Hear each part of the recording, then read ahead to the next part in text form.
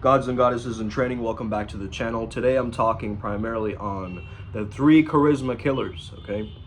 These are things that are mentioned specifically by Robert Greene, who's talking about seduction in general, why we've got to understand it in this way. You know when you try to push something away from your mind and it comes back even stronger? Whatever you resist will persist, right? Has this ever happened to you? Let me know in the comments. This resistance is partly a reason why we're stuck in this 3-dimensional realm. This 3-dimensional realm plays with resistance. And if you understand this one thing, you will get a mastery over an entire force or energy that is unseen. Because there's certain people that are aligned with nature and certain people that are anti-nature or anti-survival. It's the same thing, right? I don't think that charismatic people have this filter in their minds telling them that, oh, is this cool enough to say? I wonder if I say this, it'll be confident. Is this interesting enough to say right now? Will other people like me if I say it? They don't have this filter. So this super ego that comes in with a clipboard, I always use this example, right? He's judging you, and judgment shrinks a person's energy down. Decision-making fatigue shrinks a person's energy down. You see what I'm saying? So you have to understand this personal limit, and you have to stretch beyond that in order to be attractive and seductive. So what Robert Greene was talking about was the idea of taboo, okay? So the ideas of seduction happen through the ideas of taboo. Like, this is something that I can't do, this is not allowed. Okay, this is partly the reason why Elvis was so attractive, right? A lot of young women who were attracted to him, they felt aroused, but they couldn't express themselves in that way, so they'd go to the concerts and experience this rush or this energy or this, puberty happening. They would transfer it off to, again, Elvis's music was described as primitive music, okay? It was called taboo, it was called dark.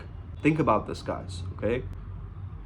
So the mystique or the allure or the charisma comes from saying, don't do this, that's bad, okay? Which is why it's never a good idea to tell kids, don't do this, don't do that, because they're not listening to the don't. The mind doesn't register don't. So only feed the positive imagery that allows you to grow. Now, seduction takes a long time. It's not this quick, short, hedonic thing, okay? Another thing I want to bring into the picture is a lot of people give importance to the neurotransmitters of dopamine and serotonin in regards to happiness. But one that really helps you tap into that parasympathetic state, that rest or digest state of you actually taking care of yourself, is GABA. So magnesium, B12, which creates glutamine or glutamate, and allowing you to create this GABA. Now, you have to have a nice function of GABA in your brain in order to function.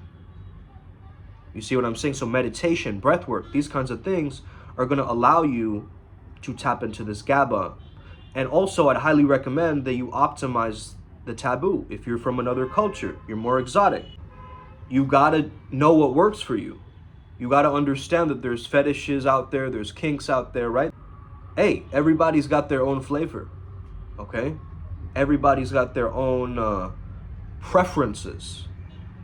So you got to know what your preferences are. You got to understand, how am I limiting myself in my own mind? Where am I crippling myself in my own attractability? So seduction is not really time spent with the person, it's time spent away from the person, right? So you got to understand this.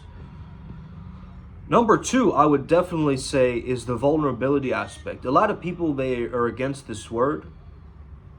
And as the world swings through one pendulum and then will swing another way and then swing another way, and it'll keep going like this, we start to understand that the word vulnerability is not just gender specific, okay? It's not only women that feel vulnerable. Men have got to express themselves and feel vulnerable in the sense of being seduced by someone. Because if you don't, if you cannot surrender yourself to that, that tells me that you don't have the confidence to hold frame and come back to your own mind. Because when you're being seduced, you're letting your mind go. You're letting it drift into their world. So instead of some people getting drawn into that energy, completely lost into their world, you have the confidence to say, I'm being vulnerable right now and I can come back to my own planet when I choose to. This is key, guys, and this is really, really important, actually. Okay, think about it. This is one element that we as men are unable or unwilling to explore for fear of looking weak. Men don't tell themselves empowering things, man. You know? Most guys, they just roast each other. That's it. But bro, what if I told you something like, yo, you deserve to be loved? You know? You deserve to have the greatest experience in this lifetime. A quality life experience. And I know it's not always like that, but hang in there. There's hope. There's hope when you can take the right actions and the right steps in the right direction. Looking forward to something, okay? Let that be your North Star. Because understand that being vulnerable will not only open you up, you're surrendering. So what is vulnerability? I see it more as surrendering to the idea that something can happen and will happen, and there's a possibility or a probability of me being with this person.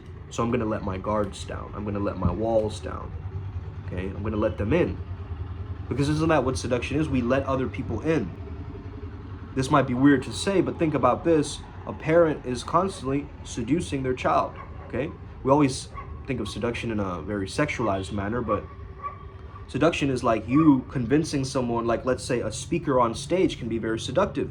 The books that you read, you're seduced by those books because you let those books into your consciousness. There's certain readers where you're like, I'm gonna allow them to lead and guide me. And there's something very seductive about that, right? Because you're allowing that teacher to guide you along in this process. So in a sense, you guys are being seduced right now, but that's besides the point right now. But it's okay to admit that. I'm being seduced all the time, right? To behave a certain way, to do certain things, to have certain hobbies. I was probably seduced into that. Okay, someone implanted the idea, which was like inception, and slowly the seed started to grow over time. That's what it is. Okay, it's this subconscious understanding of a sub-communication, a story unfolding that is hidden. And that's the third element, the story. So what is the story that you're telling yourself? Again, I always find a way to overlap, right? So I'm going to combine all these three in one. Number one, I'm going to tell you that I'm a taboo to most women because I'm from India, because I know about my culture, and I love the spirituality of this country, and I choose to embody, certain qualities. I've traveled abroad, so I'm very well spoken. I have a different accent. Obviously, you can hear that. And these factors about me are different qualities about me, you see? And there's something very taboo about my content, my lifestyle, my videos, everything. People will see that and they'll kind of turn away from it. But that's the interest. The story has also got to be polarizing. It's got to be dominant. It's got to be opinionated. You see? So the story by itself, it's got to hold some weight, some foundation. I was watching Young Thug's court case where they're playing his song, Lifestyle, and they're like picking it apart or whatever. And the judge completely shut that down. But regardless, it was fun to hear that. Because it's like through his lyrics, you can almost see his journey, right? It's really important to think like this, man. Like, what are the lyrics that you carry? What is the lyricism that you carry? What is the story that you carry, right? That you're trying to generate. And being very aware of these things. So if you're blocked in creating taboos, if you're blocked in being vulnerable, and if you're blocked in storytelling, these things are going to limit your charismatic potential. Okay? As you have these three things and you start to work on them, further work on them, and let's say it's as simple as you gaining the seductive quality of empathy, right? Because empathy is me stepping into the skin of somebody else and really being able to feel what they feel, okay? I'm putting myself into another person's shoes. That's empathy. So understand that you need to actually do that in order to be seductive. You've got to understand that other people have a different walk of life, different opinions from you, different perspective, maybe even different ways that they do things, right? But again, that doesn't take away from your core values. You know, the reason why Tantra is such an interesting thing is because it's so taboo and polarizing. It's just a word in the West that when you say it, people get curious. They want to learn more, right? See, that's such a cultural facet and understanding. So what makes something taboo? Language, okay? If I say, what the fuck is going on, right? It's more polarizing. It's taboo language. You're immediately going to get sucked in. Now, some people will get put off by that. Oh, he's using bad language, okay? But they'll still be thinking about it. It's like the society we live in has created so many prohibitions. Oh, it's a custom. Oh, this is sacred. Oh, this is forbidden. It's more interesting because we've repressed it now. Now that it's not allowed, it's a part of the shadow. So if we don't integrate our shadow, if we don't play with our transgressive qualities of what these edges of ourselves are, we're going to remain the same. But if we become interesting, genuinely interesting, intriguing, curious people about life, about art, about living, about being awakened every single moment of your life. So you got to really work on shifting outside of your cultural norms. If you have negative stereotypes about yourself and cultural conditioning, that's going to prevent you from being seductive and attractive. Okay, it's just a fact. And just the word itself, right? It seems like it's a bad word when an individual's behavior is deemed harmful. It can cause injury. It's very discomforting. Openness, respect, open-mindedness as a combo can handle any taboo. I'm telling you this. And once you can get into terms with what other people resist, what other people are like, no, that's weird, or that's kind of sketchy, or that's kind of, impulsive, or yeah, don't say that. Those are the things which the meditator practices taking on as a thought form and still remaining sane, comfortable with it, in their own Zen dojo around that topic.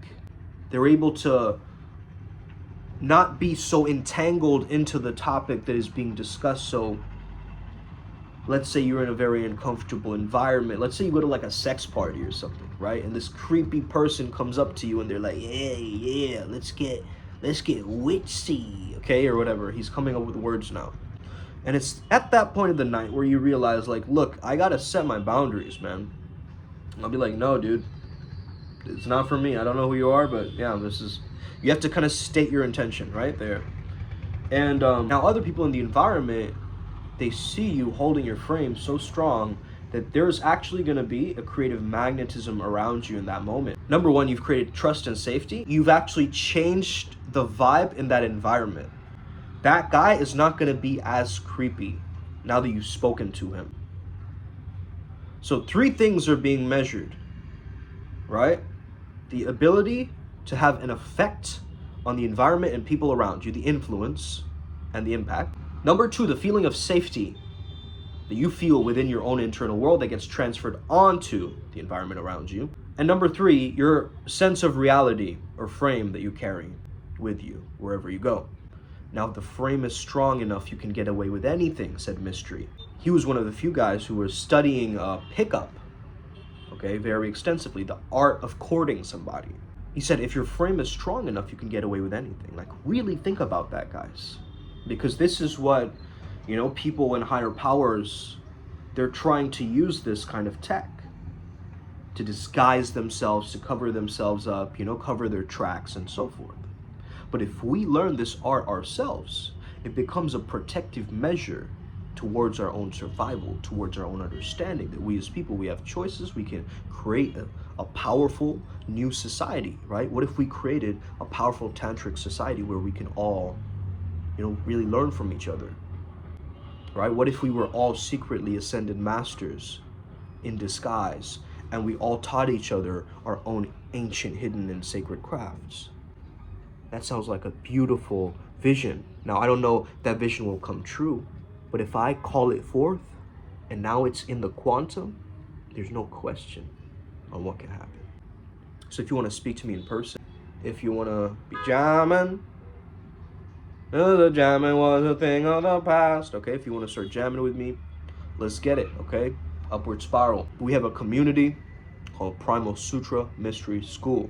Okay, here we teach this art form, these ancient hidden secrets. We're helping shape the next generation, not only with our own tech, but also understanding what these spirits, these beings can really teach us. It's next level stuff, man. And a lot of people, you know, they get into this in their old age, right? They spend their entire lives believing a certain way, and then they do it like that. I'm pretty young in this field. I'm 30 years old, you know, and I have a lot of experience in this game. But now think about, if you join my tribe right now, imagine where I'll be at in 10 years, 20 years.